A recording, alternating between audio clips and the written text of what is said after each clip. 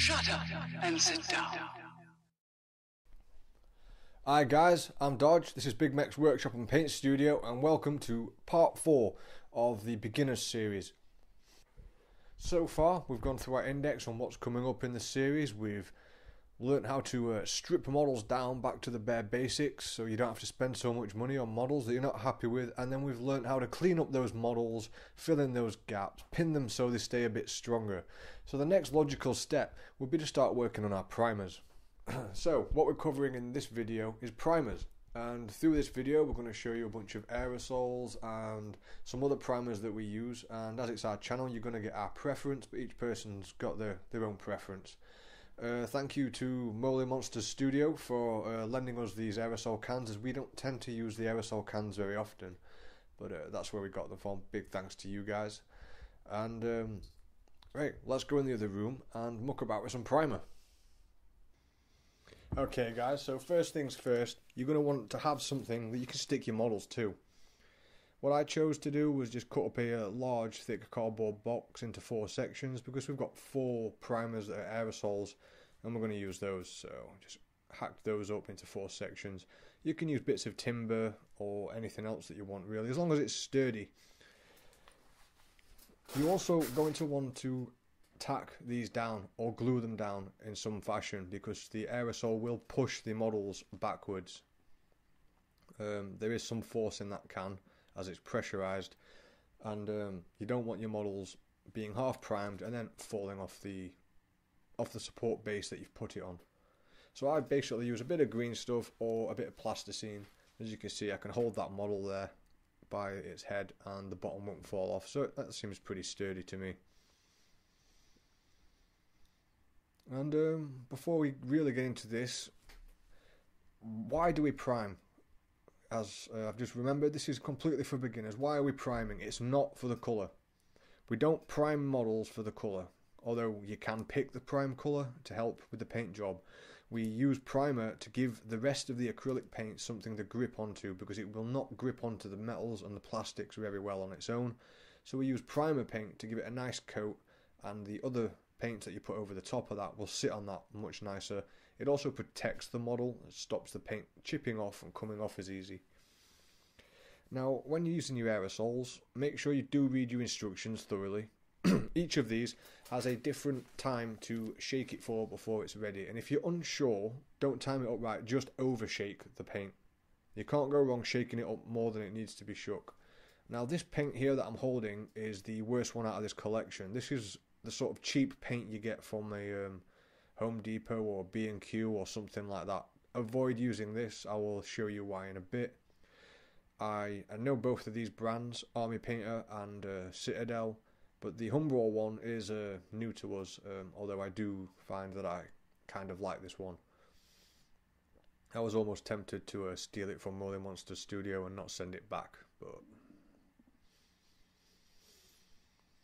once you've shook it well, as you can see there, that is a very solid coverage from that nozzle, and it doesn't spray too much. But what I found is, firstly, you don't want to spray this directly onto your models. We're using the mist from the paint, which is why I'm spraying it on the surface. I'm checking the paint beforehand. So you spray away from the models and then drag the mist from one side to the other in a nice even line. You don't finish spraying on your model or start spraying on your model. You just use that mist left to right or right to left. And what I found was this particular paint gave a very solid coat quite quickly, and that's apparently because it's pressurized a lot more than other ones, but that also means you go through it a lot quicker, so it's less value for your money. These are cheap, and I don't advise this brand particularly, and if you're going to put any primer on any model, I'd recommend testing it on a bit of paper first, because the nozzle and the pressure and the pigment in the paint, they all count to the consistency and the look you're going to get. So I'm going to spray a bit of that there, and as you can see, that nozzle's not giving out any even spray, and you can probably tell from here it's quite pigmented. There's little splats all over the place, but I thought I'd throw this one in to show you an example of how bad this paint is and just what to avoid. I'm going to be using the exact same techniques on all these brands, but they all act ever so slightly different. again, we're going from one side to the other, and we start spraying before we get to the model. You don't want to leave the spray going onto the model too long straight from the can. What will happen there is it'll build up and clump and clog up your details.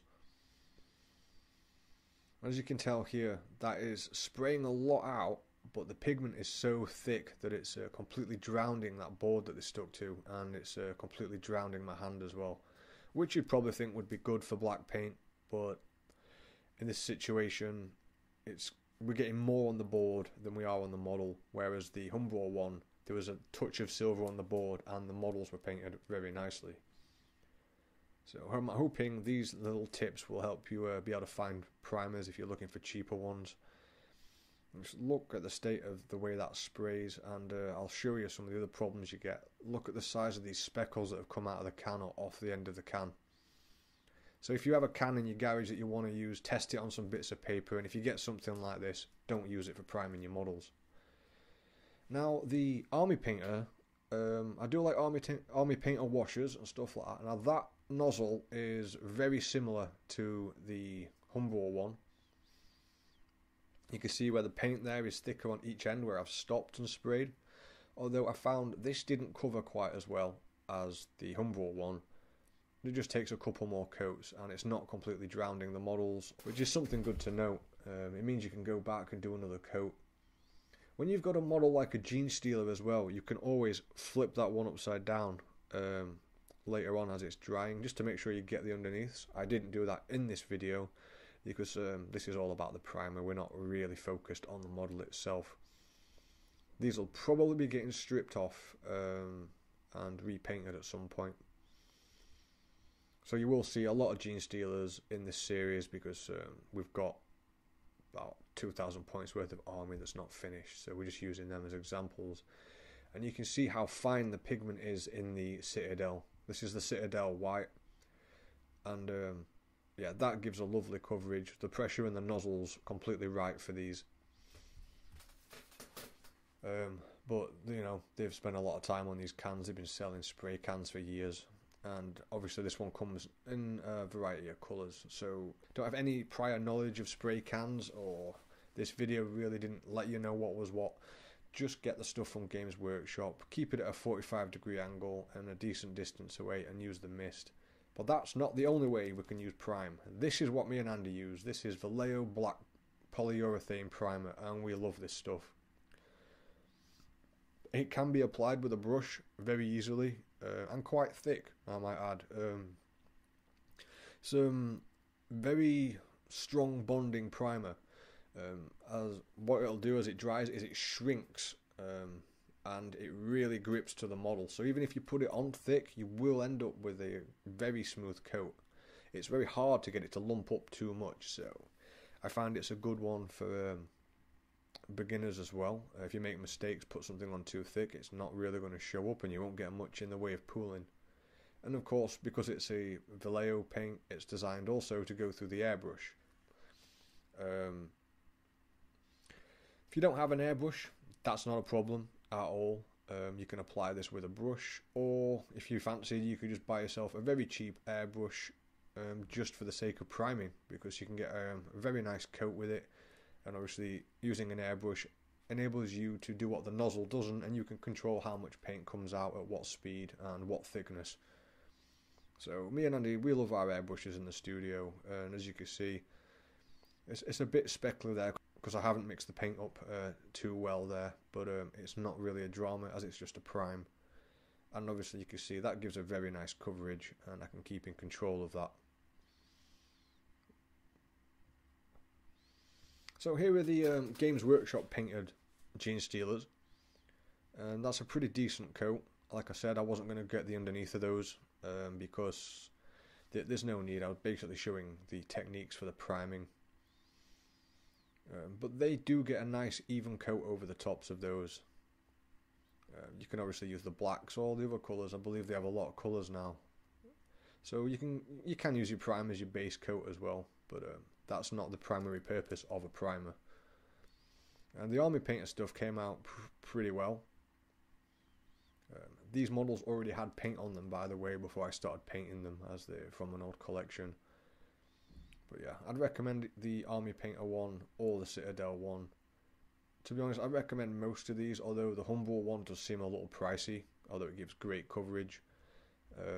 Maybe if you want to do some silver work and you can't be bothered to spray silver, definitely go for that Humble one. Might cost you a bit more, but you're going to get a lovely smooth silver coat to start off with. So for Necron players, I can see that being a really useful paint to have around, just to get your model primed and started at the same time. And I'll show you the black ones, which even after so many coats, you can still see bits of grey over the back parts of them where they got sprayed the most. It's pigmented, it's clogging up gaps there. I hope that shows up on camera for you, and it just doesn't work as well as it should do. So guys, that is all there is for this part. I do hope you found that informative and helpful, and in the next part we will be talking about brushes, I believe, in a lot of depth, because me and Andy can talk brushes for a long time. So we have some thank yous to do. Special thank yous to our patrons who help support this channel. Without their help, we probably wouldn't have ended up doing this beginner series. And we want to thank D-Wack, Warren, Love Minis, The Oak Boys, Joe Spearpoint, Ludwig Hofbauer, Kid Lindquist, and Agnes of Dawn. You are our top paying patrons and you help support us the most, so a big thank you to you for that. And if you want to join them on Patreon and get early access to all of our videos and help support this channel so we can keep making more great content for you guys, please do so. All the links are in the description below. Thank you guys for watching, and we'll catch you in the next one.